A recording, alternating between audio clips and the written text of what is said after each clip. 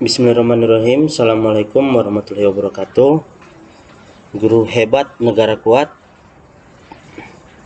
Kembali berjumpa lagi dengan saya Rahmat Patansi di pembelajaran Bahasa Indonesia untuk materi lanjutan kelas 10 tentang teks negosiasi.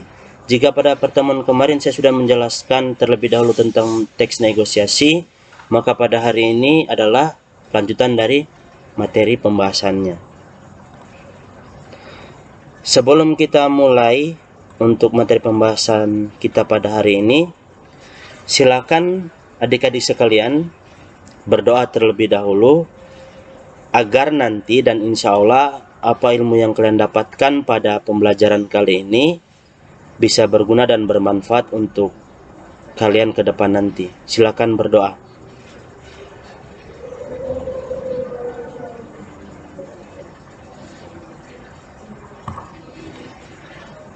Ya, lanjut ya.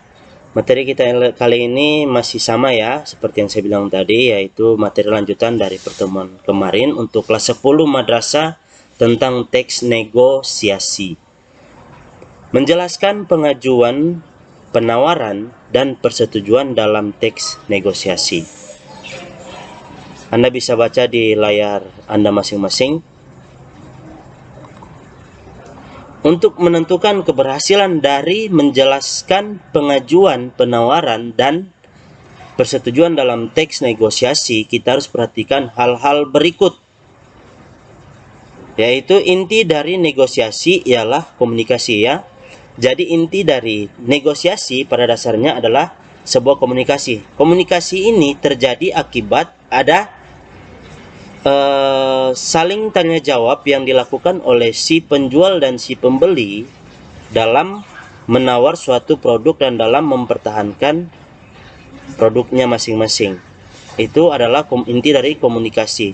Komunikasi ini terjadi akibat ada sebuah percakapan dari pihak satu dan pihak yang lain ya. Dan berikut juga komunikasi ini timbul akibat adanya kebutuhan ataupun keinginan dan proses dari negosiasi itu sendiri.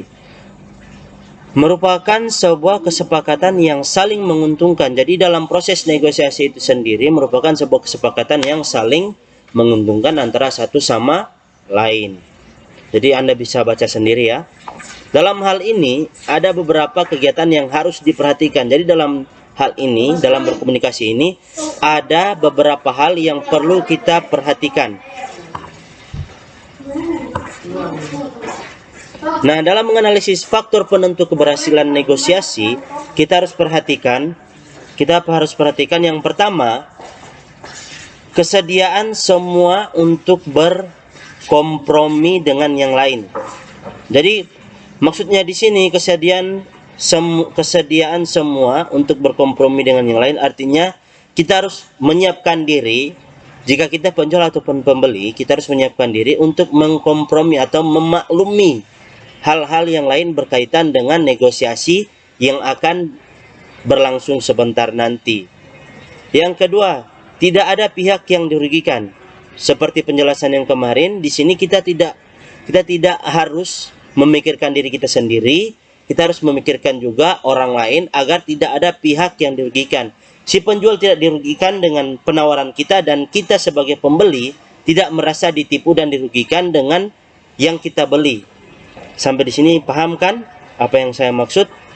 Nah, yang berikut ketiga, kesepakatan bersama. Nah, berdasarkan penjelasan juga kemarin, itu harus ada kesepakatan bersama demi mencapai satu tujuan yang sama-sama saling menguntungkan. Artinya di sini tidak merugikan.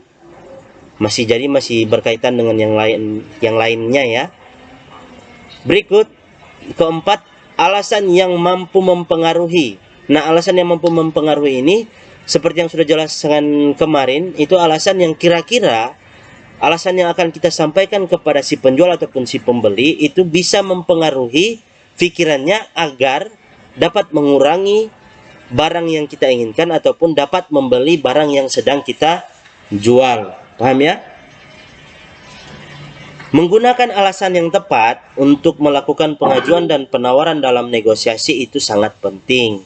karena itu menentukan barang yang akan kita tawar itu bisa dikurangi ataupun tidak, dan barang yang kita jual itu bisa dibeli atau tidak.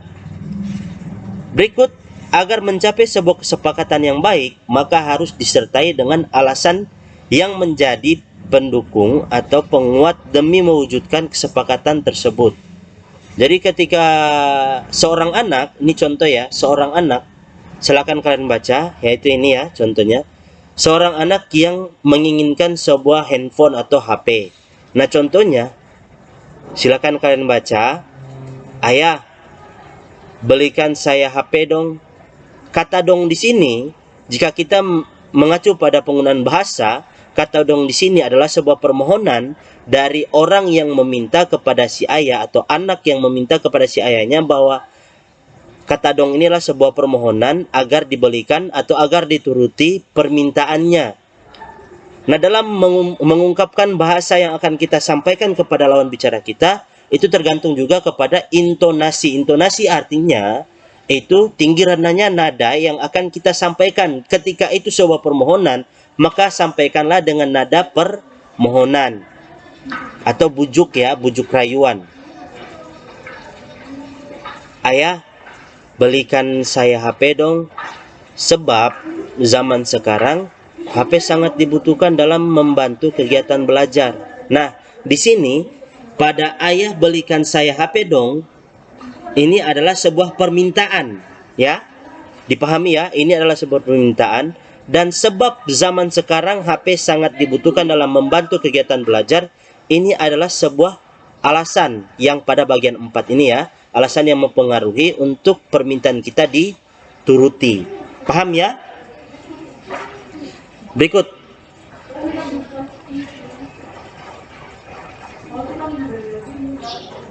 Berikut menjelaskan pola-pola penyajian teks negosiasi.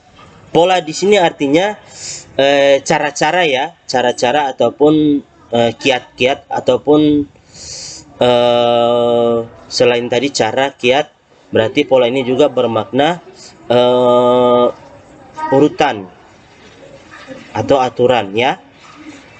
Yang pertama, pola penyajian dalam bentuk cerpen atau cerita pendek. Pola penyajian bentuk cerpen atau cerita pendek intinya bentuk cerita ya. Nah, dalam pola ini adalah menyusun teks negosiasi seperti cerpen yang menceritakan suatu kisah di mana di dalamnya dijumpai adanya proses